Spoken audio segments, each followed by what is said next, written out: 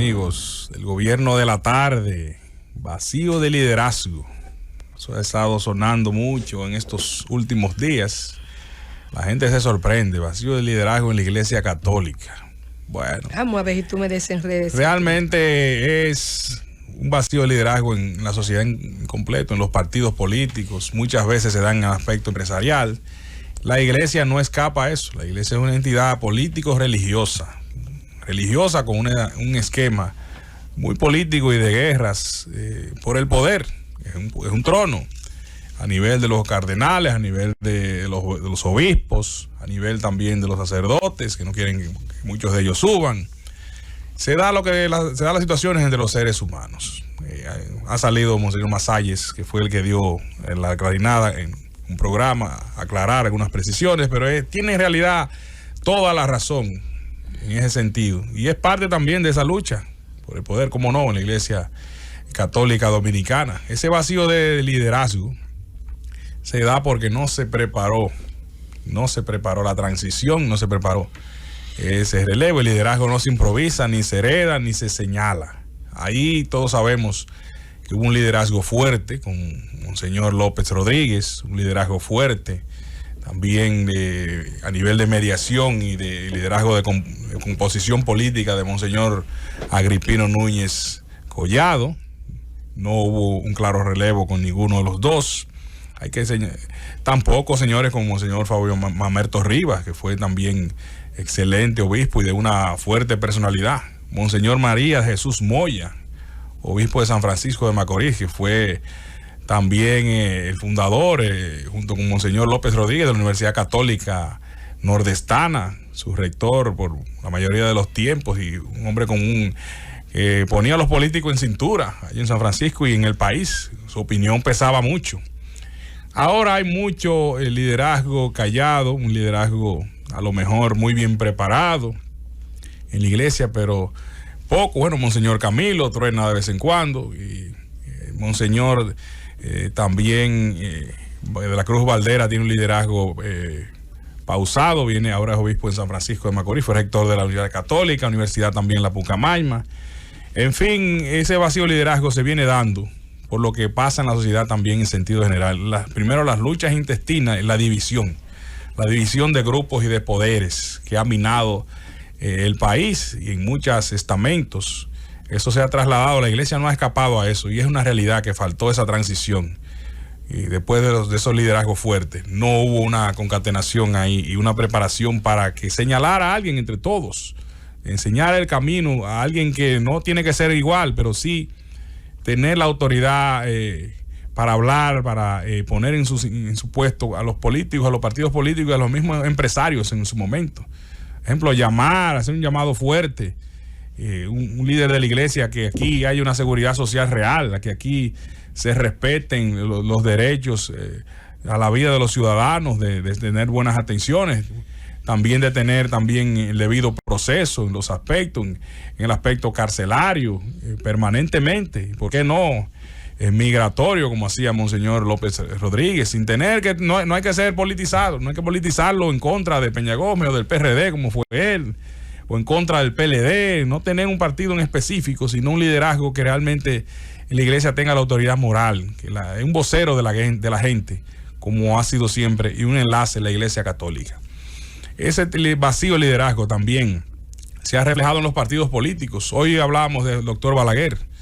Ese vacío se da por interés o por desidia o descuido de los grupos. En el caso de Balaguer, siendo que fue premeditado, porque Joaquín Balaguer nunca quiso un sustituto, nunca quiso señalar a nadie, prefirió entregarle a un nuevo que ni siquiera lo conocía, un líder nuevo, Leonel Fernández, prácticamente improvisado, salido de la nada, a entregarle a un líder rival o a entregarle a un líder señalado en su partido. Todo el mundo sabe que no votó por Jacinto Peinado y que hubo que llevarle a la urna, ¿verdad?, a votar en la segunda vuelta, así por Leonel Fernández. Entonces está claro que el liderazgo político también se ha dado en los partidos políticos, se ha dado ese vacío y no se ha preparado la transición. ¿Qué ocurrió en el PRD? No hubo esa transición después de Peña Gómez, y desbarataron y se dividió el Partido Revolucionario Dominicano, porque entre Hipólito Mejía y Miguel Vargas fue una lucha insalvable, que se trasladó también con Luis Abinader, pero que sí, sin premeditarlo, se convirtió en el líder de transición de ese partido luego de esa gran división. Se desbarató las siglas y apenas quedan las siglas del PRD, pero la lucha intestina, Peña Gómez, al irse, muchos dicen que a destiempo, uno nunca sabe cuándo lo va a llamar la muerte, cuándo se acaba la carrera política de alguien, no tiene que ver solo con lo físico, pero no hubo una transición también, ni un señalamiento de Peña Gómez y la preparación de una transición en el liderazgo del PRD, no la hubo. Y provocó esa lucha de grupos, esa lucha intestina que produjo lo que todos sabemos a partir de 2011, la división del PRD. Ocurre algo similar en el Partido de la Liberación Dominicana. No hubo esa... se señaló a Leonel Fernández, ¿verdad? Hubo una especie de consenso en que Leonel Fernández fuera el líder de transición, pero parece que se violentó una especie de acuerdo entre ambos líderes, un liderazgo alternativo, que es la palabra clave. Yo digo la transición, pero también alternativo. Usted preparar, como todo el mundo sabe que el PRI de México siempre se alternaba el liderazgo, la presidencia, y se ubicaba con tiempo al sucesor. En el PLD al parecer se violentó y la lucha por el poder y la ambición política pues provocó la guerra a muerte políticamente entre Danilo Medina y Leonel Fernández, y ahí están las consecuencias.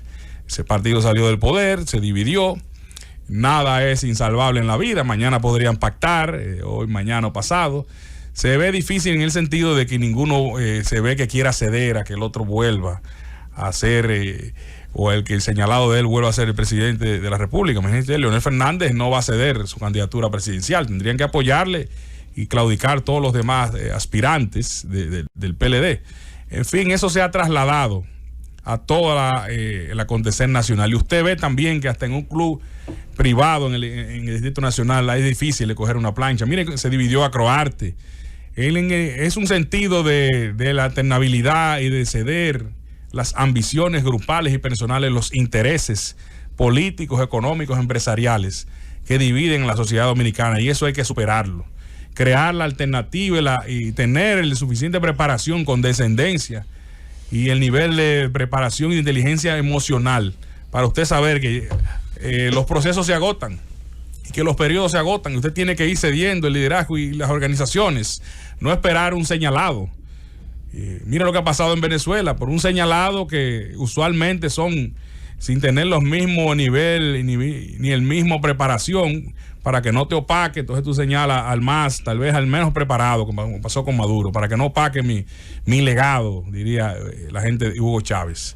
Eso pasa en la sociedad y es la verdad que la mezquindad y el egoísmo es el producto de lo que deja ese vacío de liderazgo que afecta a las instituciones y afecta a la sociedad, porque cada vez que una institución como la iglesia o un partido político grande de esos se rebaja y pierde credibilidad, entonces hay un vacío que puede peligrar la calidad de la democracia e improvisar cualquier loco viejo, como vienen sucediendo en muchos países, y desequilibrar, hundir la estabilidad institucional de un país, que es igual de importante, la estabilidad política de importante y va relacionada con la económica en el país. Ambas van relacionadas y producen crisis.